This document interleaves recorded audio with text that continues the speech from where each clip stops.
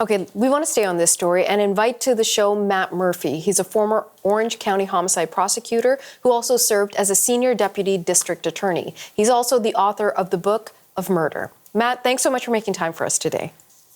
Thank you for having me. Matt, I wonder if you could offer us a bit of clarity, because for the general public, it seems that this Netflix series came out, then the documentary came out, and then all of a sudden, the Menendez brothers are back in the news, and there's this possibility of their sentence being overturned. But this actually goes back much farther beyond that. Just set up the stage for us how we got to this point of a possible changing of their sentence.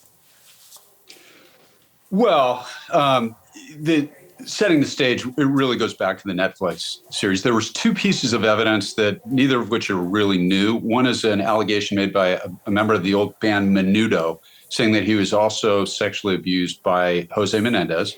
And then there was a letter written way back in the weeks preceding the murder, allegedly written by Erik. It's not dated.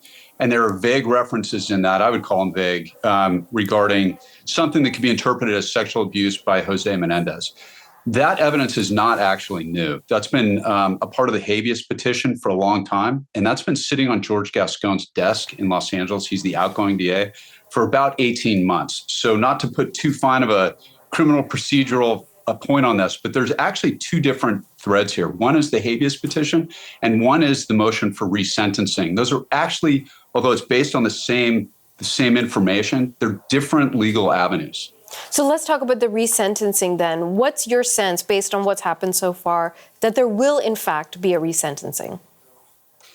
Well, one of the things that nobody's talking about here is George Gascon, who's the outgoing DA, was deeply unpopular in the city of Los Angeles. In fact, he just lost his reelection bid by perhaps the largest margin of any DA in the history of Los Angeles County. The new DA, Nathan Hochman, as he just played, he's taking a very, I believe, proper approach here. He doesn't want to make any decisions until he's had a proper opportunity to review all the evidence.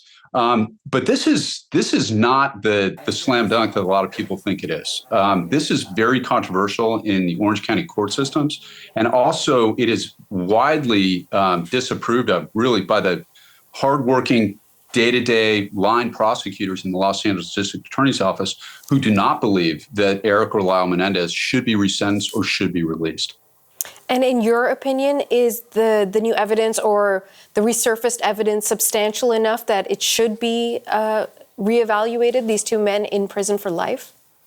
Well, I think it's very important that whenever anything new comes to light, a prosecutor has an ethical obligation to carefully review and carefully consider anything new that comes to light. So yes, it should be reviewed.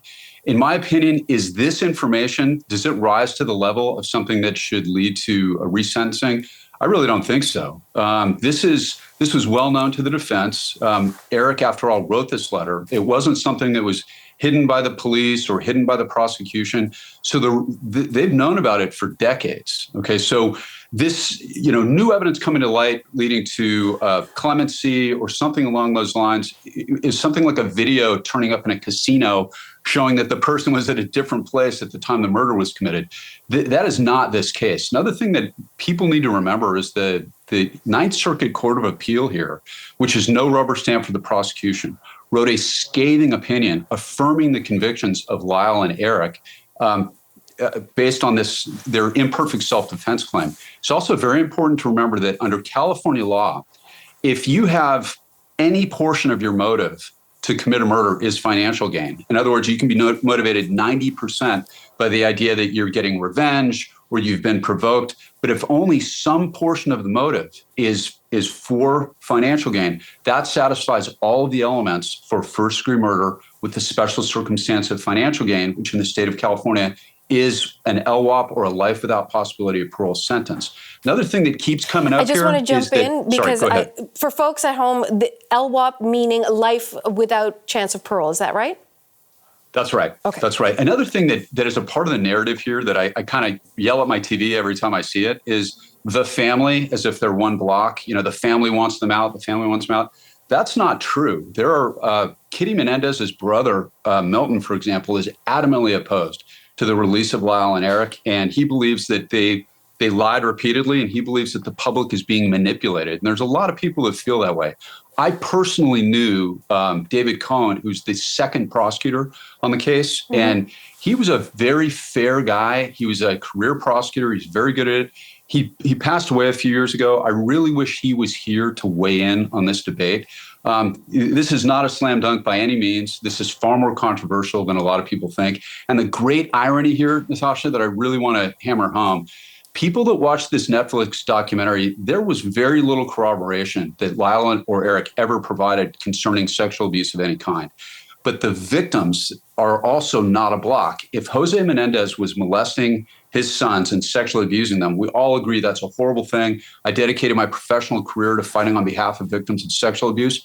But Kitty Menendez was also murdered here. And the prosecution argued the only reason to do that was to get her out of the way, to get the money. And these guys went on a lavish spending spree beginning 4 days after the murder of their parents. So there's a lot of really hard, convincing evidence that they did this, at least in part, for financial gain. And people who watch this Netflix documentary, who believe they're advocating for victims of sexual abuse, it's sketchy evidence that they were ever sexually abused. Netflix documentary doesn't show that. But let's say they were. The effect of that in California, there's an entire movement to undo life sentences as a sentencing option for judicial officers in the state of California. And the three groups that will benefit most from that are murderers, rapists, and child molesters. Those are the three groups that overwhelmingly occupy life sentences in the state of California. So people with good intentions, want these guys released because they believe they were the victims of sexual abuse. California prison, the people that are serving LWOP are the worst human beings in the world. They are the worst of the worst, and they will all be lining up for their resentencings. And I don't think that anybody benefits from that. And the people who will suffer most, in my opinion, if the Menendez brothers are released, are in fact long-term going to be other victims of sexual abuse. Matt Murphy, it has been an education. Thank you for joining us. Matt Murphy is a former prosecutor and author of the memoir, The Book of Murder. Once again, thank you. Pleasure. Thank you.